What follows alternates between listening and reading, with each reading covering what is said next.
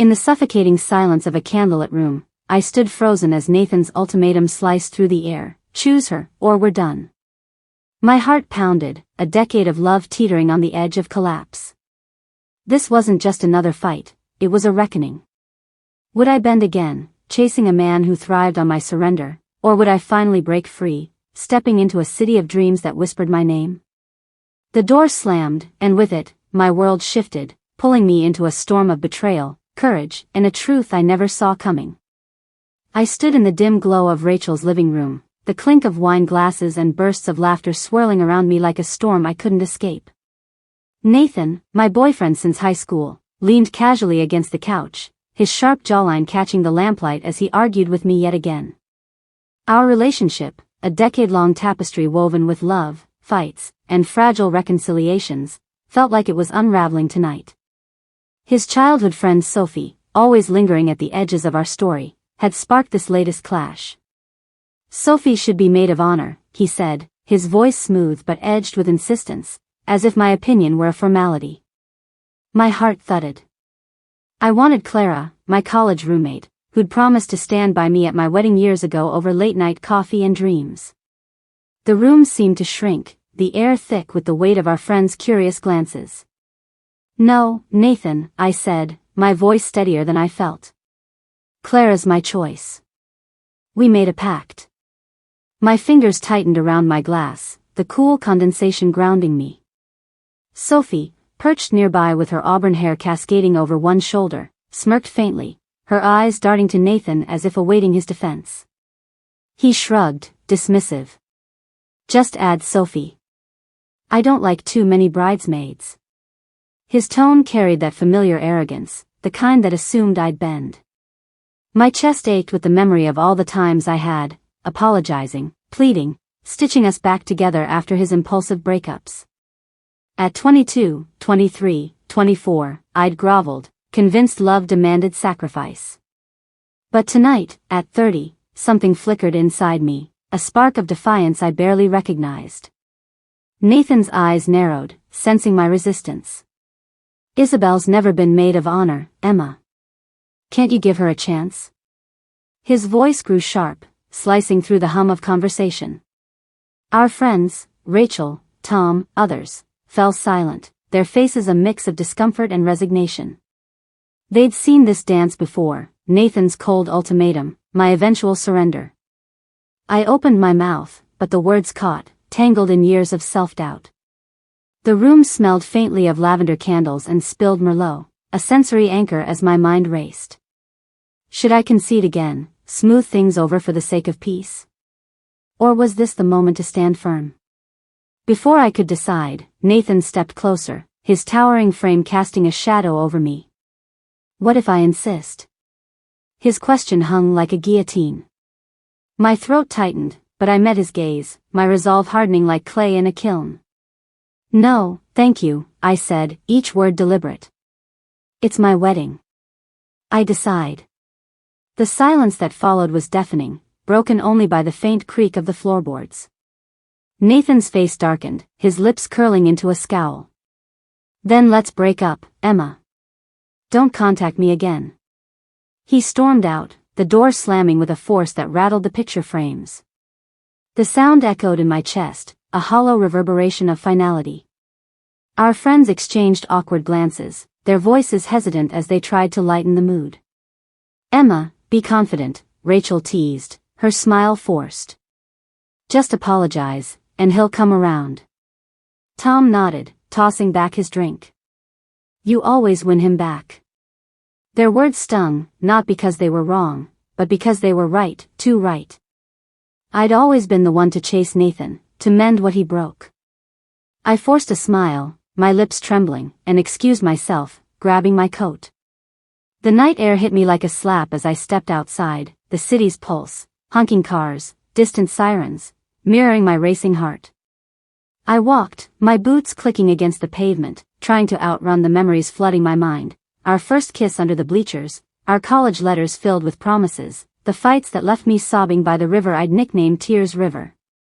I headed for the beach, a ritual born when Nathan first dumped me at 18. Back then, the salty breeze and rhythmic waves had soothed my shattered heart. But tonight, the shore was unforgiving, the wind biting through my thin jacket. Shivering, I abandoned the plan and turned back, my breath visible in the chilly air. As I passed a dessert shop, its warm glow spilled onto the sidewalk, the aroma of fresh brownies curling around me like an invitation. I hesitated, remembering how heartbreak at 20 had stolen my appetite, leaving me hollow. But tonight, curiosity, or maybe defiance, drew me inside. The shop was cozy, with mismatched chairs and a chalkboard menu scrawled in playful loops. I ordered a brownie and a slice of pecan pie, expecting to push them around my plate. To my surprise, each bite melted on my tongue, rich and comforting. I savored the sweetness, a small rebellion against the pain I was supposed to feel. The walk home was quieter, the city settling into a late-night hush.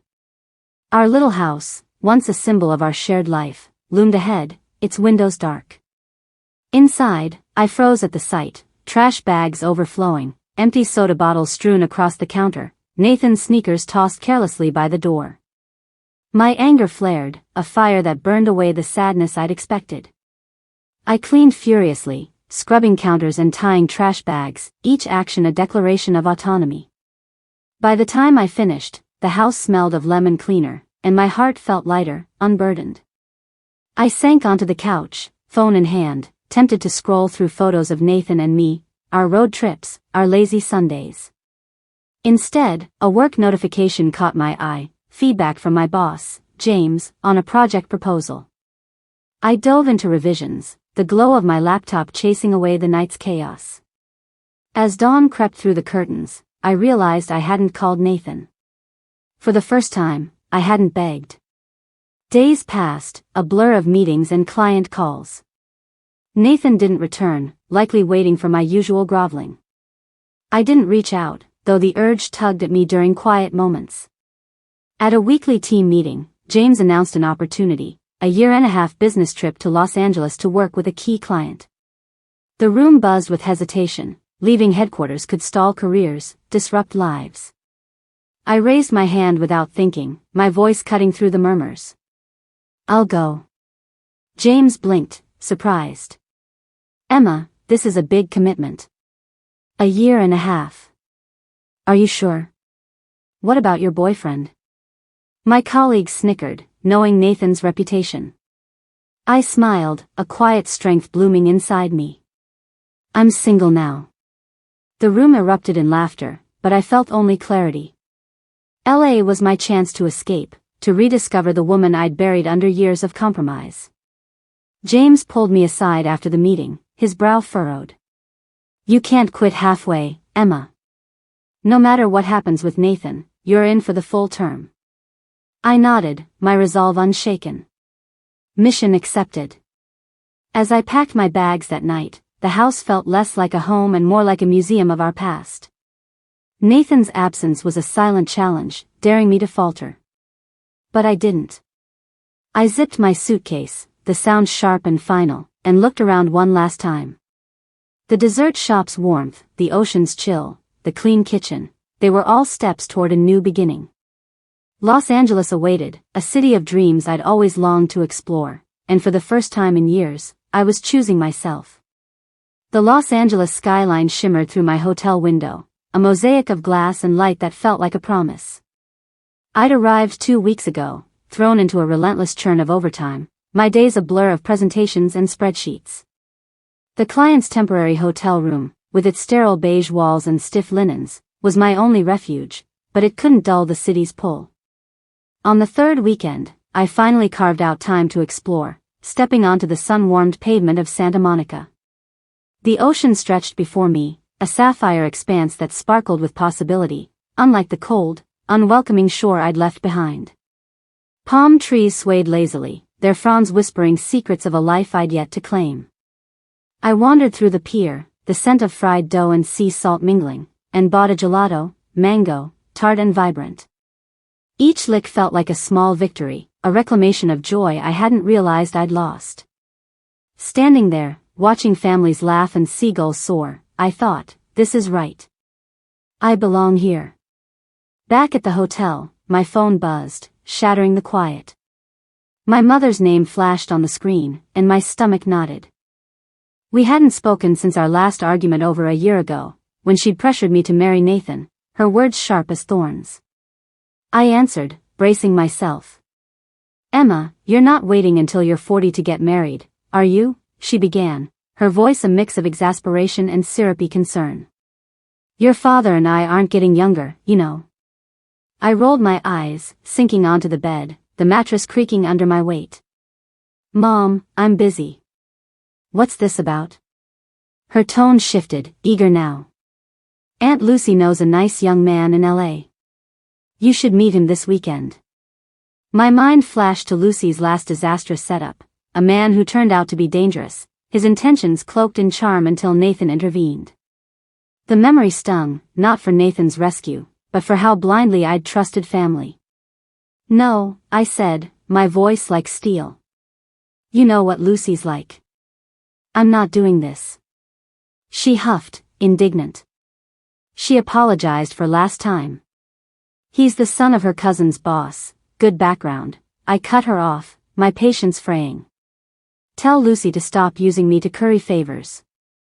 I'm done." I hung up, the silence that followed as soothing as a balm.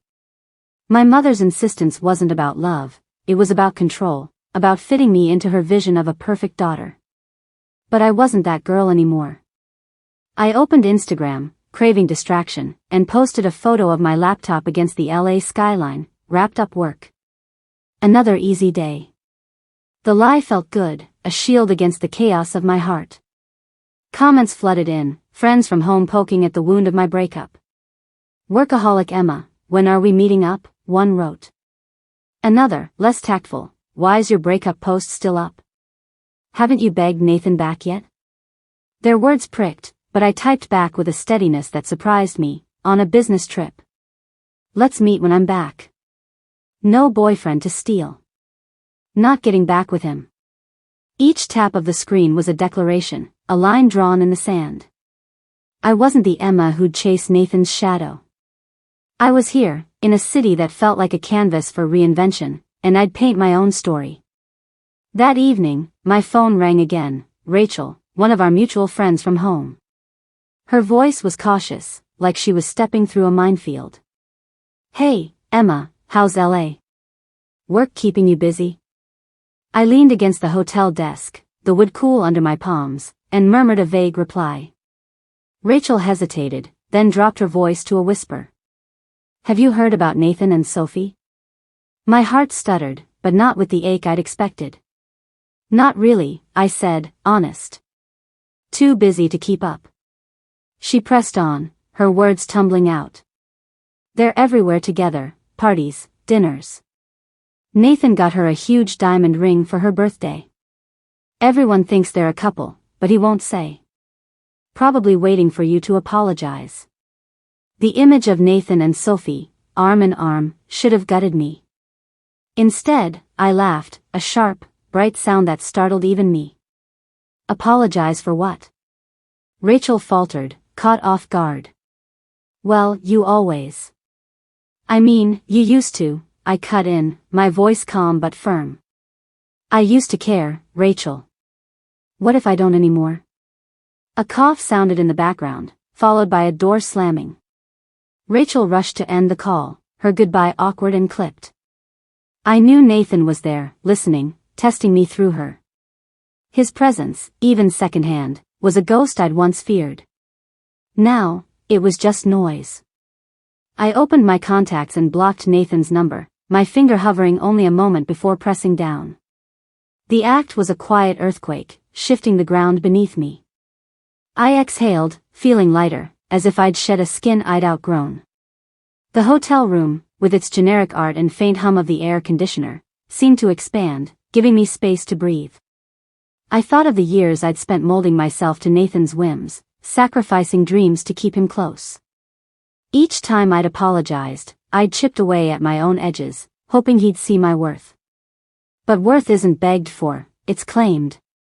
And I was claiming mine. Days blurred into weeks, my life a rhythm of work and fleeting moments of discovery, a taco truck spicy al pastor, a sunset hike in Griffith Park. Nathan's absence grew less like a wound and more like a forgotten habit. Then, one night, my phone lit up with a blocked call, his first attempt in nearly a month. I stared at the screen, the city's neon glow reflecting in the glass. It was laughable, really, that he'd waited this long, banking on my predictable surrender. In a moment of weakness, I answered, my voice cool. Hello? Nathan's tone was low, hoarse, like he'd been shouting into the void. Where are you? I glanced at my laptop, open to a client email. In my office. He pressed, incredulous. Why'd you block me? I leaned back, the chair creaking. Because we broke up. His voice rose, a crack in his usual composure. So breaking up means you have to block me? We've done this before, why now? I smiled, though he couldn't see it. How do you know I didn't block you then? Did you ever call? Wasn't it always me begging? He repeated, softer, where are you? Colleagues passed by, waving goodnight, and I returned their greetings, distracted. When I refocused, Nathan was still there, his silence heavy. Hello? I said. He murmured, almost to himself, this is the first time you've ever ignored me. I had no response, not because he was wrong, but because I didn't owe him one. He pushed on. Did you move to Los Angeles? I answered without hesitation. Yeah, for work. His voice dropped, a tremor in it. You never took trips before. You said if you left, no one would take care of me. The words hit like a stone, stirring a wave of anger and grief. I'd given up so much, job offers, travel, pieces of myself, to be his anchor. No more. I steadied my voice. You said we shouldn't contact each other after a breakup. I'm just following your rules. I don't have to stay for you anymore. He hesitated, a long, empty pause. I hung up, the click final, like a door locking behind me. The call should have broken me, but it didn't. Instead, it felt like cutting a tether. I stood, crossing to the window, where LA's lights pulsed like a heartbeat. Nathan's words echoed, you always put me first, and I saw them for what they were, a chain, not a compliment. I'd spent years orbiting him, dimming my own light to make his shine.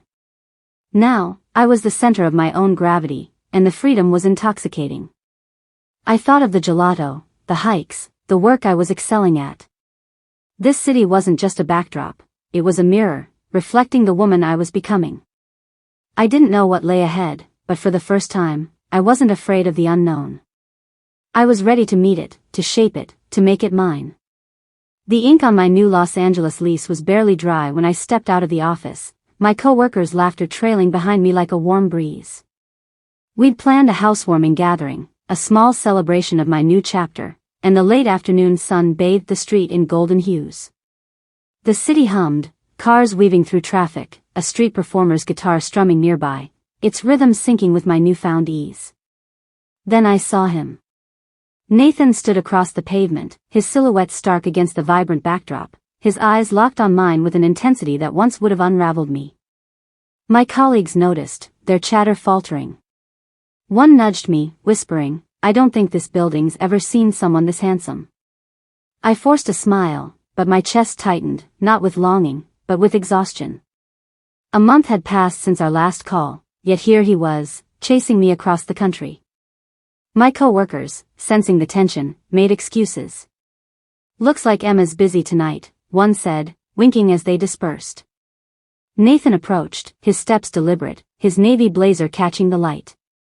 He greeted them politely, his charm effortless, then turned to me.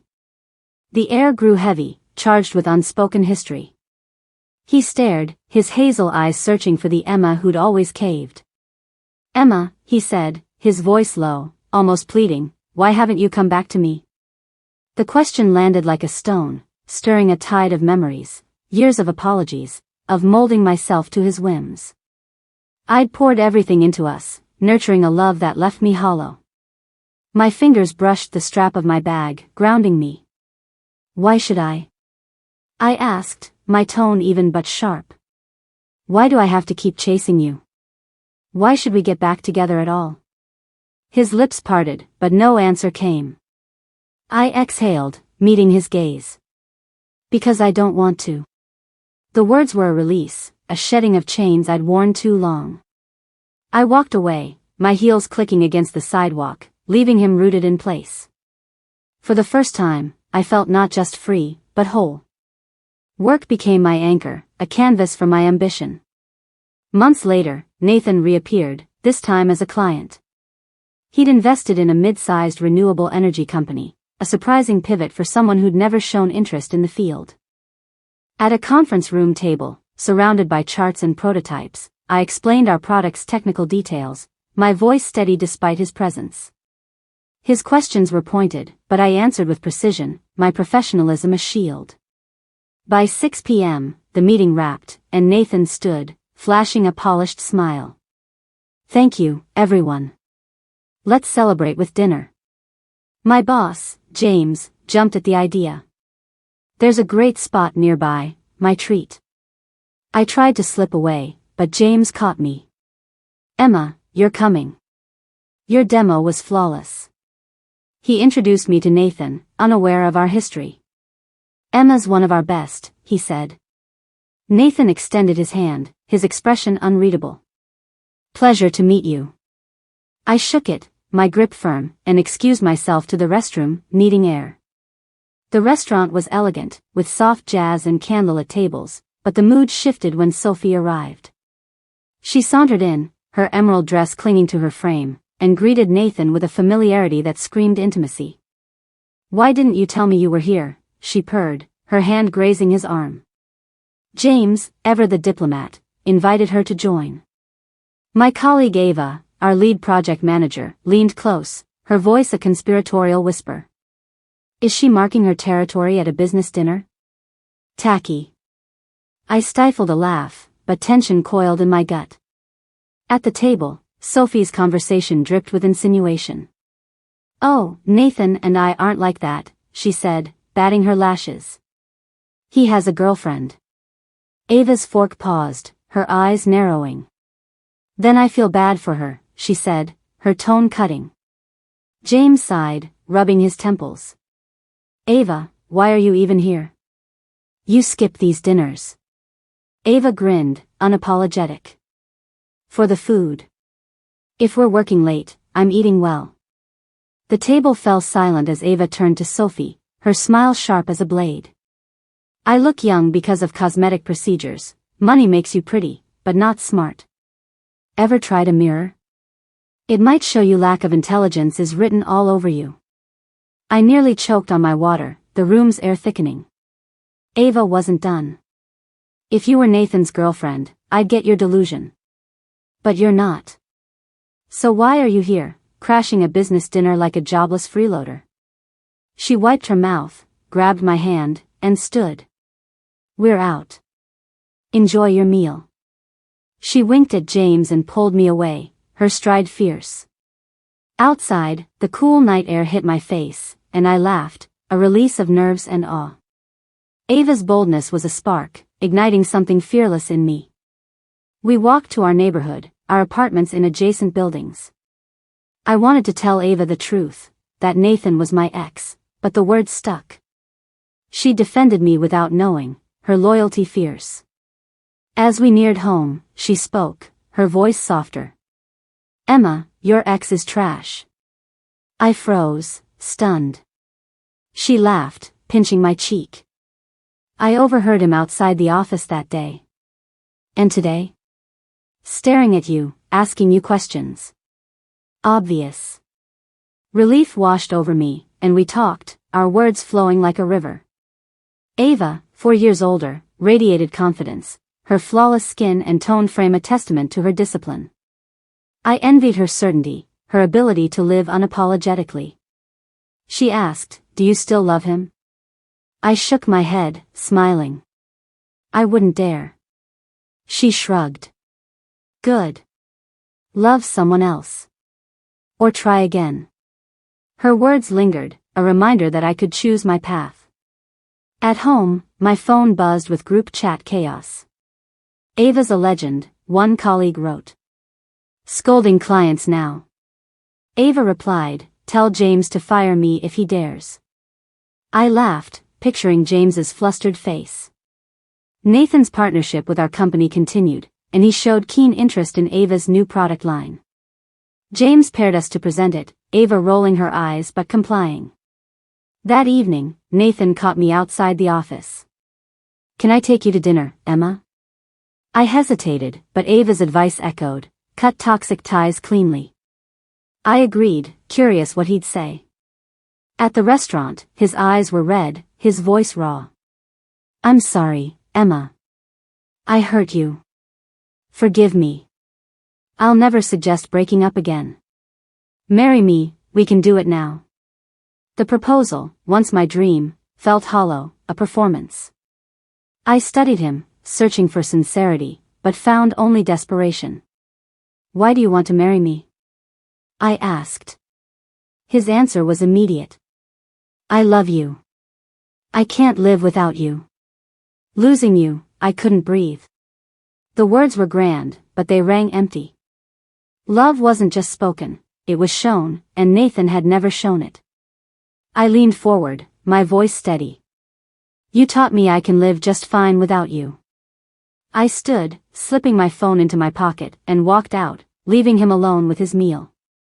The mirror by the door caught my reflection, calm, resolute, and I didn't look back. 2 years later, Ava and I sat in a bustling office, our product line now profitable, earnings ticking up with every minute. Between meetings, she leaned over, her eyes mischievous. Coffee this afternoon? There's a spot with killer cappuccino. I glanced at my unfinished reports, grinning. Pass. She smirked. Fine, but you're meeting the guy I set you up with, right? I raised an eyebrow. A date? She nodded. My friend, super cute, a year younger. I started to protest, but she cut me off, her gaze piercing. You're not thinking of Nathan, are you? I laughed, shaking my head. Fine, I'm in. Cute sounds promising. The guy, Ethan, was more than cute, vibrant, charming, with a laugh that lit up the room. One evening, as he dropped me off at the office, we ran into Nathan. His face froze, and he vanished for days. Ava smirked when I told her. Good. Let him nurse his wounds. I stood in my apartment, the LA skyline glittering beyond the window. Ethan's number glowed on my phone, a promise of a new date, a new story. Ava's friendship, my thriving career, the city that had become home, they were my center now. Nathan was a faint mark, a scar that no longer ached. I'd healed, not because of him, but despite him. As I typed a reply to Ethan, I smiled, ready for whatever came next.